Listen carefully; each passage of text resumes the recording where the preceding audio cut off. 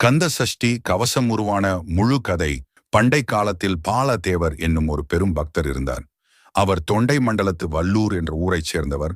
அவருடைய தந்தையார் வீரசாமி பிள்ளை என்றும் அவர் கணக்கர் வேலை பார்த்தவர் என்றும் சில நூல்களில் குறிப்புகள் உள்ளன. வீராசாமிக்கு நீண்ட நாட்களாக குழந்தை செல்வம் இல்லாமல் முருகன் திருவருளால் பாலதேவர் பிறந்தார். அவர் கடவுள்களிடமிருந்து அருள் பெறவே தவம் செய்து வந்தார், குறிப்பாக முருகப்பெருமானை. ஒருமுறை பழனி தண்டாயுதபாணி திருக்கோயிலுக்கு சென்றார் பாலதேவர். மலையை சுற்றி கிரிவலம் வந்தார். அங்குள்ள மண்டபங்களில் உடல் நோயால் பீடிக்கப்பட்டவர்கள், மனநோயால் வருந்துவோர், வறுமையால் வாட்டமுற்றோர் என பலர் அழுவது கண்டு மனம் வருந்தினார். அவர்கள் அனைவரும் நலம் பெற முருகன் வழிகாட்ட வேண்டும் என்று மனத்தில் உறுதி கொண்டார்.